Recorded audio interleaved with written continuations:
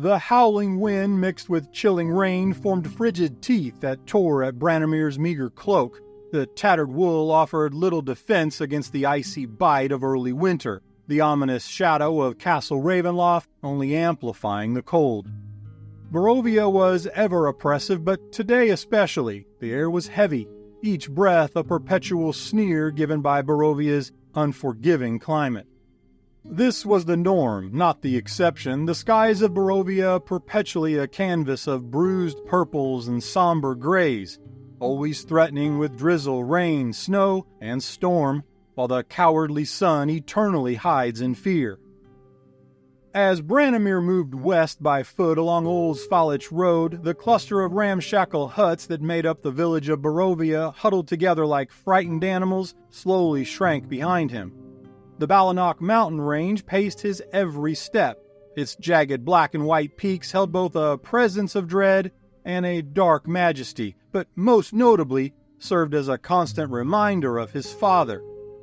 Mount Baratok to the north rose above 7,000 feet, its summit encased in a thick blanket of snow.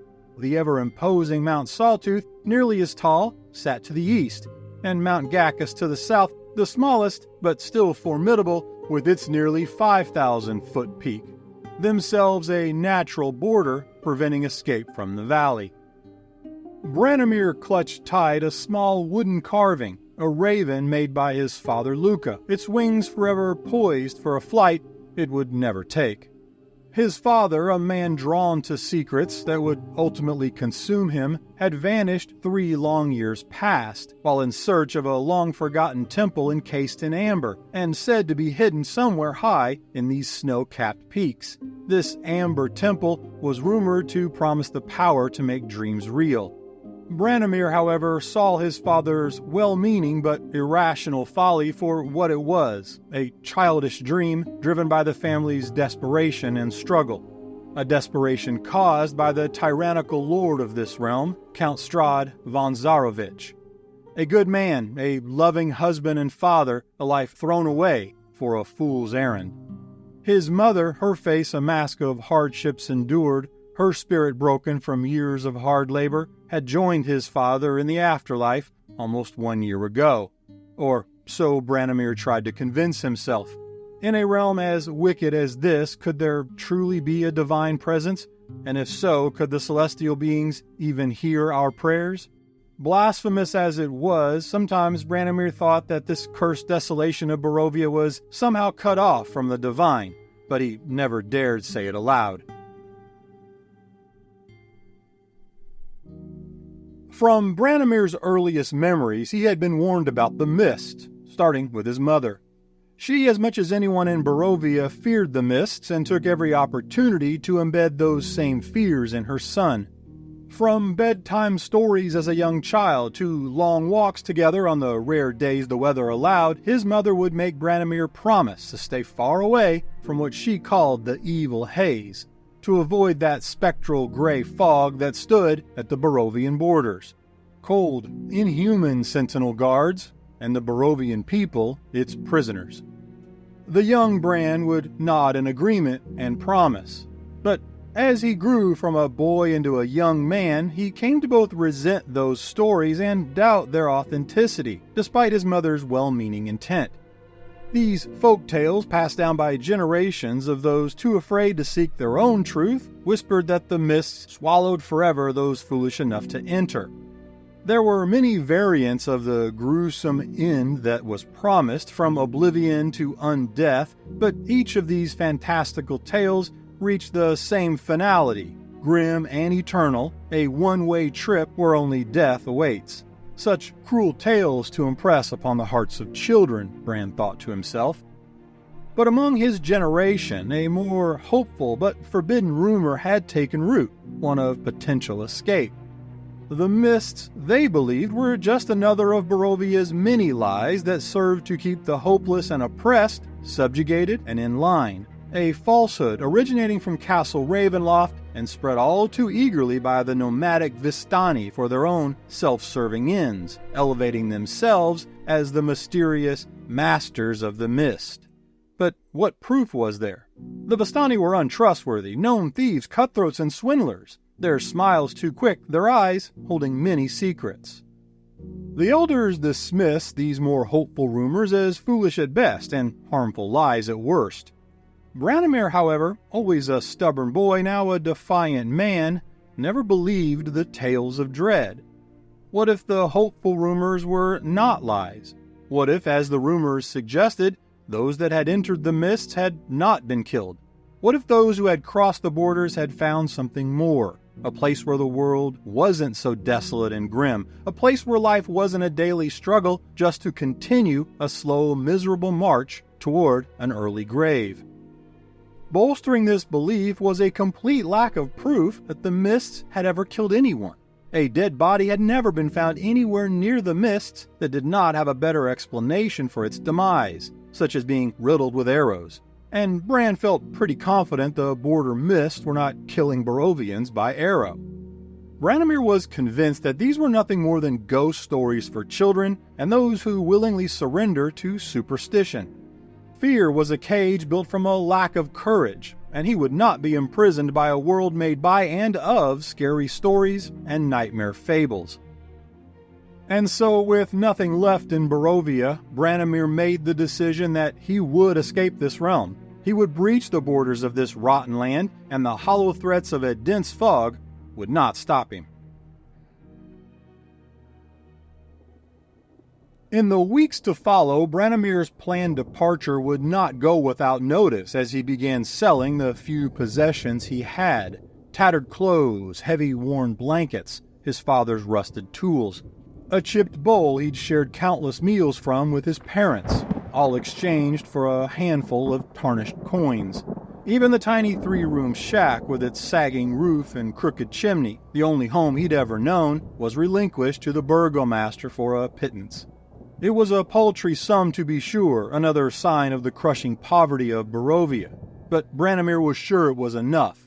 Enough for a Vistani potion rumored to allow safe passage through the foggy borders, maybe leaving him a few coins to stave off starvation in whatever new world awaited him. It was early on in the morning of his departure when Varlam, a living relic of the village, shuffled up to Branimir, his gaze lingering. "Leaving, are you, boy?" he croaked, his voice like a rustling of dead leaves. "Your father was a fool to chase secrets into those mountains, a fool to believe in wishful rumors. You'd be a fool, too, to follow him." Branimir's jaw tightened. "There has to be more than this." The words came out as much a hopeful wish or prayer than a defiant statement. Varlam mused a dry, humorless sound. "More? Listen to me, boy. There's only Strahd, his darkness, and those mists. That's it. And wishing it wasn't don't do much except get you killed. And those mists, they'll eat your soul, boy. Leave you a husk, I tell you. Or worse, far worse." Branimir slung his pack over his shoulder and placed his hand on the old man's shoulder. As he began to move past, he simply smiled and said, "A fool's hope? Perhaps. But sometimes, hope is all that's left." He knew there had to be something more than the never-ending oppression of this cursed land.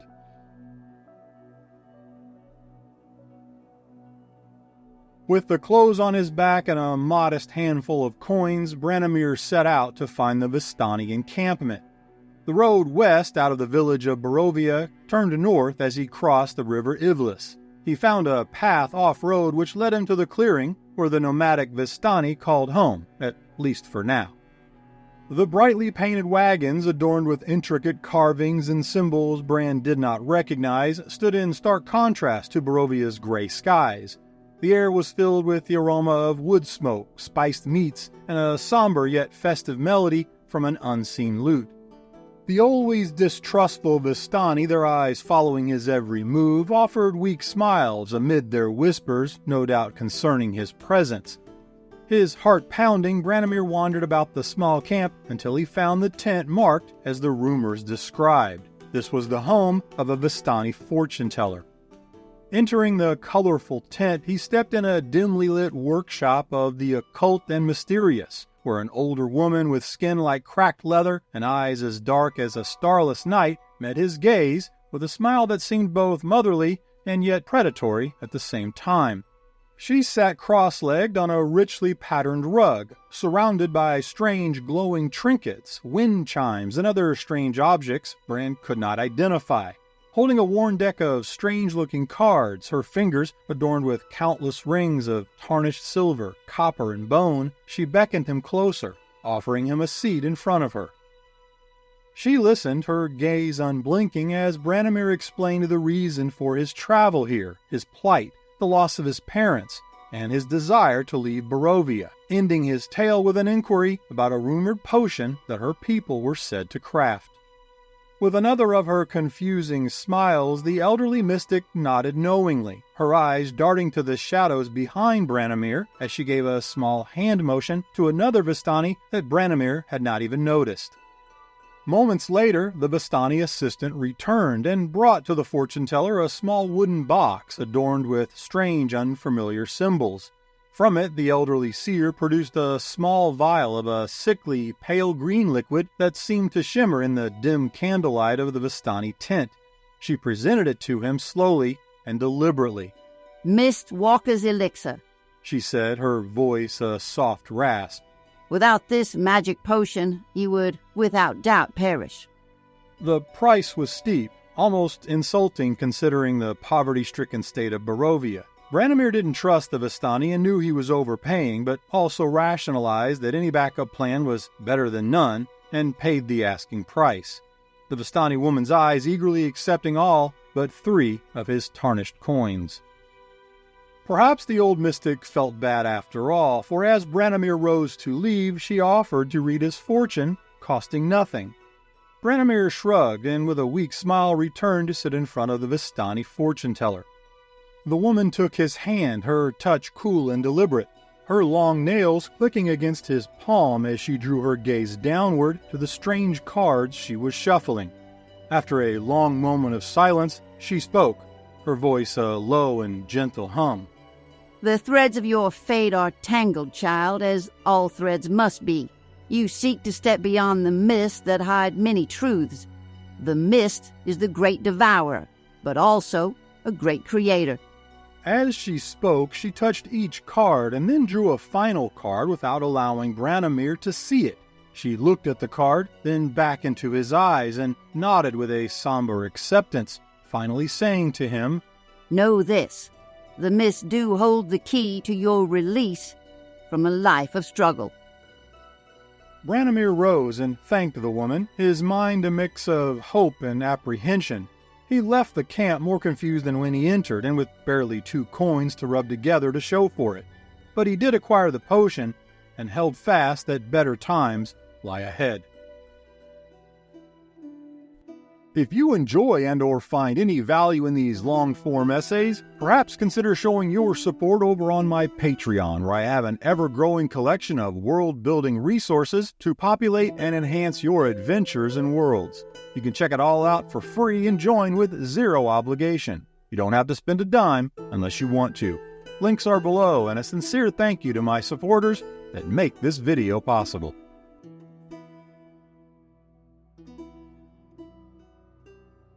His journey to the western border of Barovia led Branimir through the dense and treacherous Svalich woods, never straying far from the relative safety of the road. These woods were well known as a place to avoid night or day. Direwolves and worse were said to lurk within, its secrets best left undisturbed. He followed the road past the ancient pines and the blackest pitch undergrowth until finally he could make out the first significant landmark of his travels, the ancient gates of Barovia. As he approached, the mist began to spill from the forest on both sides, eerily swallowing up the road behind him. High stone buttresses with massive black iron gates rusted from endless years stood defiant and silent. Flanking each side of the gates were 2 headless statues of armored guardians, their heads fallen long ago, now lying among the weeds at their feet as if cast down by a cruel and uncaring god. They offered only dead silence as he passed through. His pace was brisk as he continued to follow Old Svalich Road until he came upon the shores of Lake Zarovich. The shimmering, dark blue, almost black waters made up the largest body of water in all of Barovia, and one of the primary sources of food for the realm, being densely populated with fish. However, in the past year or so, rumors had surfaced of spirits haunting the lake, driving off some fishermen and further increasing life's daily struggle for sustenance.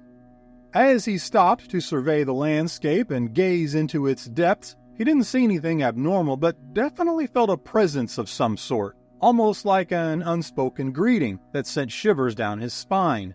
He then thought he saw a fleeting ethereal shimmer on the still surface of the water as a faint memory of a long-forgotten dream entered his mind. He was not able to fully comprehend its meaning and chalked it up to his unsettling experience with the Vistani mystic. With a shrug to shake off the chill, Branimir continued west toward the nearby town of Valaki. As he neared the town's walls, he could see the remnants of countless acres of fruit orchards, now mostly withered, a remnant of better times.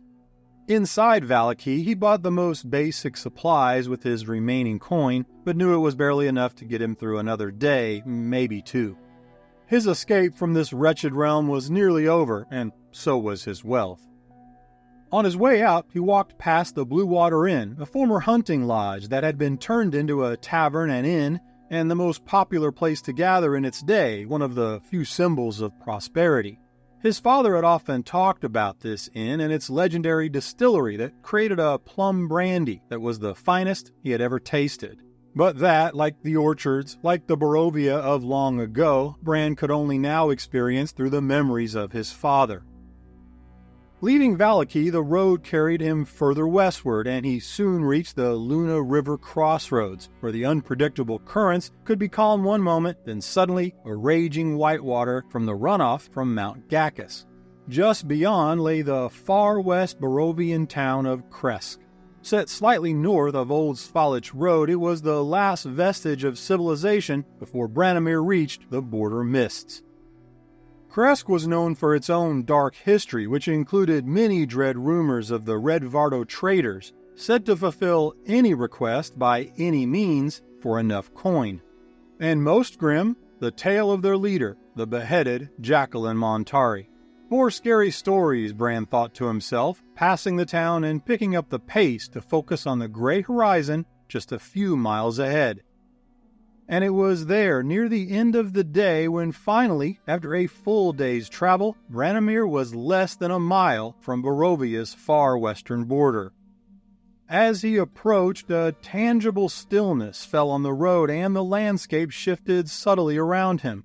The dense forest began to lose their muted colors completely, their gnarled branches reaching out like fingers of the dead.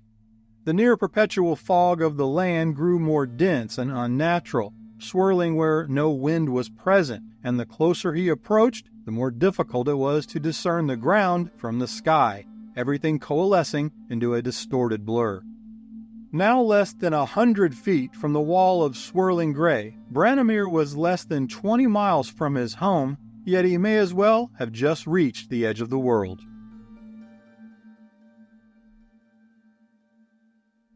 Branimir stood at the border's edge, just out of reach as gray tendrils of haze seemed to beckon him, an embrace or to consume.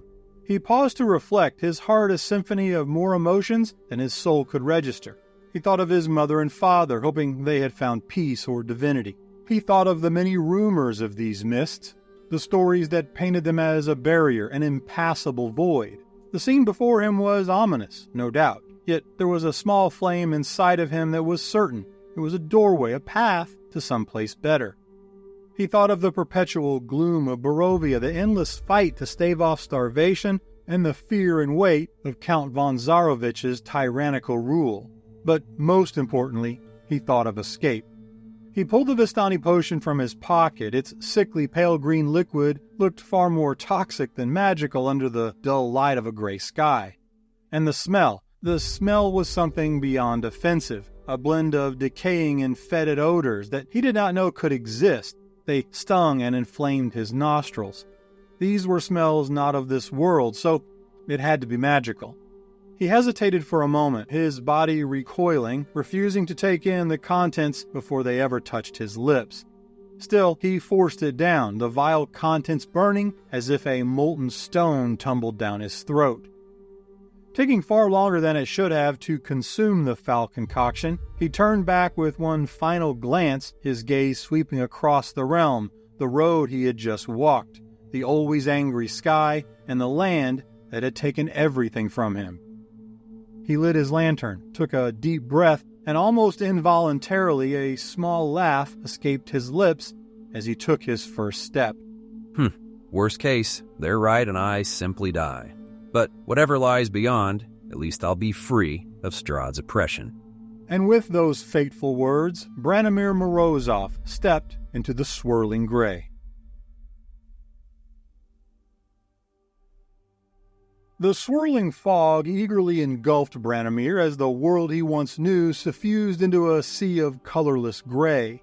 The cold was sudden and brutal, a pall of icy dread clinging to his skin like the touch of a corpse. He took a step forward, then another. The familiar sights and sounds of the living vanished instantly, replaced by a void of absolute silence, broken only by the sound of his own breathing. Then it began. It started as a slight tingle in his throat, barely worth noting. An icy knot of anxiety began to build in his gut as he realized he could no longer see the ground beneath his feet and seemed to lose all sense of direction. Was this the mist, or had the old Vistani crone poisoned him? He tried to turn back to retrace his steps, but every direction looked the same, an endless expanse of gray. His disorientation was profound.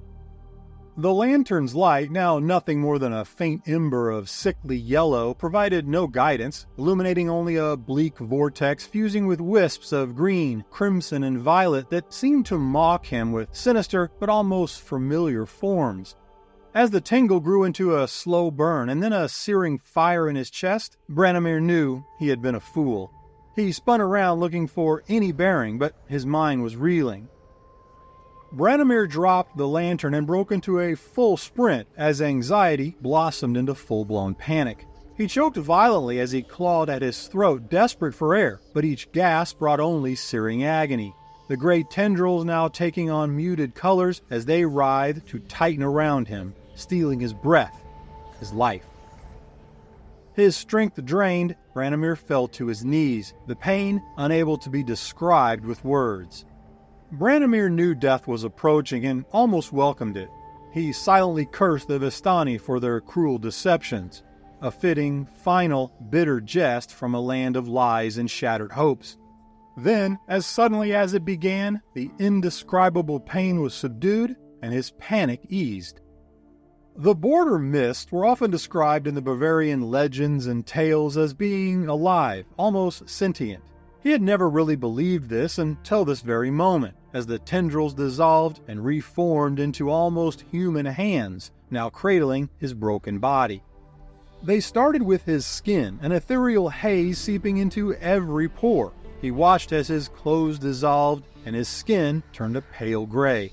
The vaporous fingers then worked into his body. He could feel the chill deep in his chest as their icy touch embraced his heart, its life-sustaining beats becoming slower by the second. Branimir's still cogent mind tried to make sense of it all. He knew he should be terrified. Why was he not screaming in fear and agony? But there was no pain, just a disturbing calm that overcame each of his senses. Finally, the ethereal fingers circled his face and head. A milky film coated his eyes as he felt their power shackle his mind. His memories began to fragment, fleeting glimpses of his life appearing before they vanished, perhaps forever erased.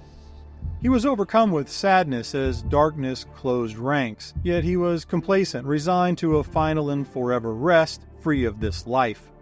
His last coherent thought from a shattered mind was a realization, accompanied by a single tear from his clouded eyes.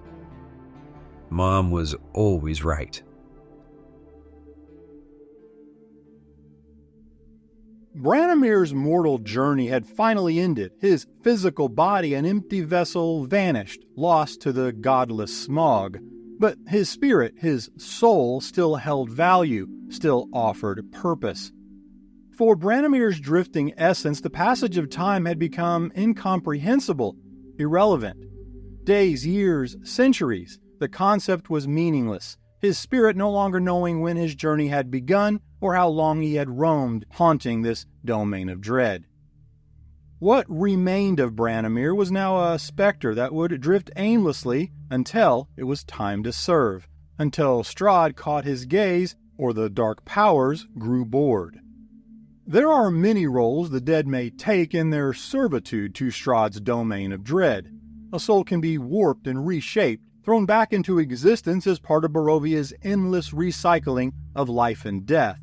A mortal once again implanted with false memories and yet again forced to live out the same tragic life under the same bleak skies, just a stringed puppet in a sadistic cosmic theater. Another possible fate is that of undeath and its many forms.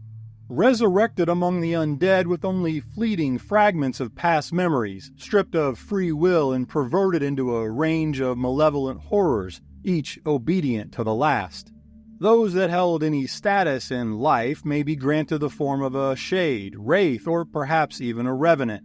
Those that were to be punished by the domain powers or were insignificant would find far less generosity in their unlife, taking the form of lowly ghouls, zombies, or skeletons. For the vestige of Branimir that remained, most everything that had ever meant anything to his mortal life had been stripped away, just like his flesh and bone. I say most because there were residual, transient, and incomplete shards that remained. Perhaps the deadly miasma's erasure had been flawed, or more likely an intentional act of further torment meant to preserve his reflections and sorrow. Either way, he was still here and on some level even aware, not mindless and not without regret. Branimir did find answers to many questions, little good as they did him now. He knew he was forever a prisoner to this realm. He knew what Strahd was, and even felt the ever-present gaze of the dark powers. Then, as much as a lost soul can contemplate on such things, he was called.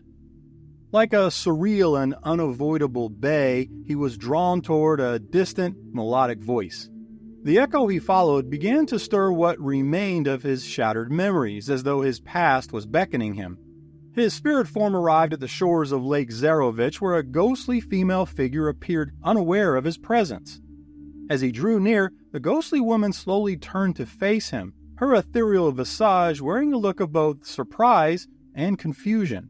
But if this spirit did not call him, what did? The banshee woman peered into Branimir's phantom face. She had features that, though translucent, though undead, still provoked haunting memories of Branimir's past. Then she spoke. Her voice carried on an icy gust of wind. You look like my boy. The words, both familiar and heartbreaking, pierced Branimir's essence, igniting the first jolt of any physical feeling he could remember. It was agony and a lamenting sadness, memories slowly piecing themselves together in a delayed realization. His mother, her caring face, her kind eyes, the warmth that she had always radiated, all became clear even through her ghostly visage. He began to approach closer, to reunite, to embrace, to comfort her in whatever way the dead can, but suddenly and without warning, a brutal, unstoppable pull from an unseen hand violently dragged him away. He knew then, at that moment, the true pitiless nature of his existence, the merciless games of torment that Strahd and the dark powers play, the eternal and inescapable horror that would follow him even in the afterlife. He tried to scream, to unleash a torrent of anger against the mists, against Strahd, against the dark powers that had claimed him, each twisting his hopes into ashes. But he was powerless to act, only mourn. Branimir was being pulled toward the black heart of the domain. Branimir would now serve. And with every passing moment, his essence began to unravel. Soon Branimir passed onto the grounds of Castle Ravenloft. He watched helplessly as his ethereal form began to diffuse into something else, something cold, dead, something obedient. He felt his mind slipping even further. He tried to preserve just a single sliver of his mother's memory, but she too faded into a void of nothing. replaced with a dull and constant thrum, a pain in his mind, and the strongest of new sensations: hate, scorn, and hunger, a ravenous hunger.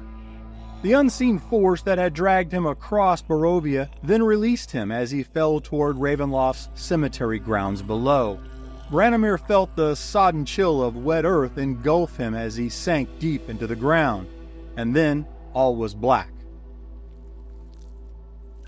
But there was no fear, no sadness, only hunger, such hunger. Strahd's will had found him, and now Branimir Morozov would serve in undeath. What the living can only know when dead is that for those in the domains of dread there is no gentle rise to a celestial heaven, no rebirth into a paradise of divine sanctuary, and no melodic journey to a peaceful afterlife. There is no final rest because that is how the dark powers will it to be. Branimir was still a prisoner, still bound to this domain, as he always was, as he always will be. In the domains of dread, physical death is never the end. It is but a transformation of a soul forever shackled, a fate forever in the hands and whims of the Dark Lord, under the watchful gaze of cosmic dark powers. If you enjoyed that dark tale, let me tell you why you should like, subscribe, and ring that bell. It's just like Strahd's bite. It won't hurt for long, and you'll be part of the family forever. That and 3 out of 4 dark powers approve of our Patreon. Links below. Thanks for listening, and until next time, remember, the only limitation at your table is your imagination.